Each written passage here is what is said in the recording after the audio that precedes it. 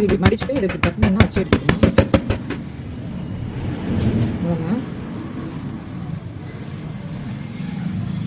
ஓகேவா? இப்போ வந்து ஒரு 2.5 இன்ச்சுக்கு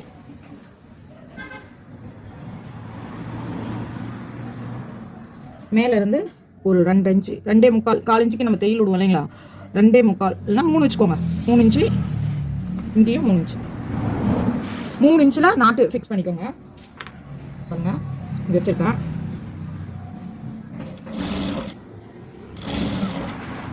சும்மா ரஃப்புக்காக தையல் விடுறேன். இப்போ இந்த பக்கமும் 3 இன்ச் பாருங்க, இப்படி தான் வைக்கிறேன்.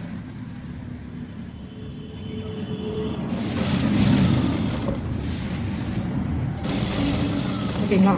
இப்படி வச்சுக்கோங்க. வச்சதுக்கு அப்புறம்னா நம்ம வந்து இது மாதிரி பண்ண முடியாது, கையில தான் ஹேமிங் பண்ணிக்கணும். இந்த மாதிரி வச்சிட்டிங்கன்னா உங்களுக்கு போயிடும். இப்போ இது மேல் சைடு, இப்போ இப்படி உள் பக்கமா இப்படி கமுத்துரும்.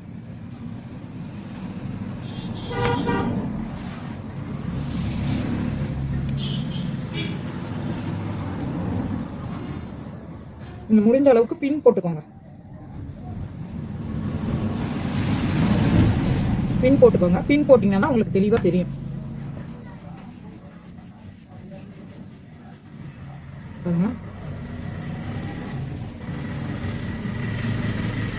நான் எப்பவுமே பின் போட்டு தான் ஸ்டிச் பண்ணுவேன். ரிஸ்க் எடுக்க மாட்டேன். நகரு அதே ஃபினிஷிங்கும் ஸ்டிச் பண்ணதுக்கு அப்புறம் பார்த்தீங்கன்னா ரொம்பவே நல்லா இருக்கும்.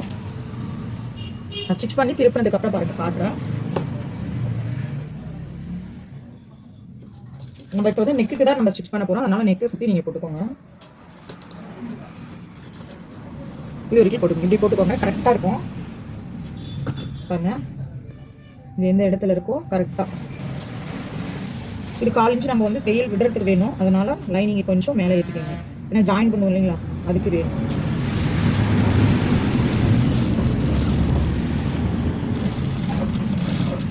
நீங்க பொறுமையா ஸ்டிச் பண்ணுங்க. நெக் ஸ்டிச் பண்ணும்போது பொறுமையா ஸ்டிச் பண்ணுங்க. அப்பதான் வந்து ஃபினிஷிங் நல்லா இருக்கும். அவசர அவசரமா ஸ்டிச் பண்ணீங்கன்னா வராது. ஸ்டிச் பண்ணதுக்கு அப்புறம் அந்த டிசைன் கொஞ்சம் இதா தெரியும்.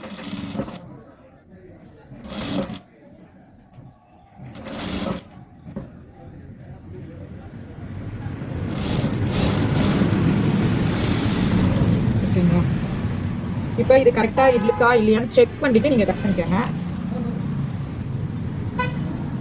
நான் எப்பவுமே உடனே சல்லின்னு கட் பண்ண மாட்டேன். பாருங்க நெக் போர்ஷன் கரெக்டா இருக்கா? ஓகே. இந்த பக்கம் ஓகே, எல்லாமே கரெக்டாக இருக்குது. அதனால இப்போ வந்து நீங்கள் கட் பண்ணிக்கோங்க. உங்களுக்கு வந்து ஃபினிஷிங் வந்து இன்னும் ரொம்ப நல்லா வேணும் அப்படின்னா இன்னொரு தையல் விட்டுக்கோங்க. ஃபர்ஸ்ட் டைமே கொஞ்சம் நகராமல் இருக்கிறதுக்காக நம்ம ஸ்டிச் பண்ணிப்போம். இந்த டைம் பார்த்தீங்கன்னா இன்னொரு டைம் நம்ம தையல் விடும்போது அந்த பிசுறுகள் எதுவுமே தெரியாது. கொஞ்சம் தள்ளி இருக்கு அப்படின்னாலும் அதை கரெக்ஷன் பண்ணிக்கலாம். இங்கே சிசரை கொண்டு வச்சிடலாம்.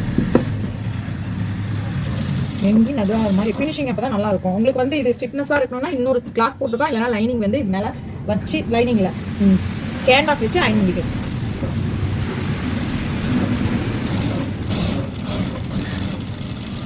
ஓகேவா? இப்போ வந்து இதை கட் பண்ணிக்கலாம். கொஞ்சம் கேப் போட்டு கட் பண்ணுங்க.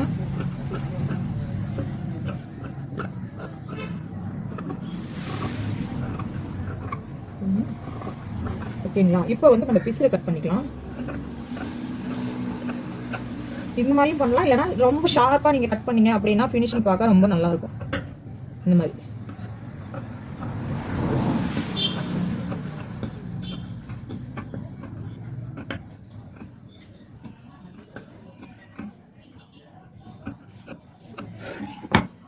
ஓகேங்களா?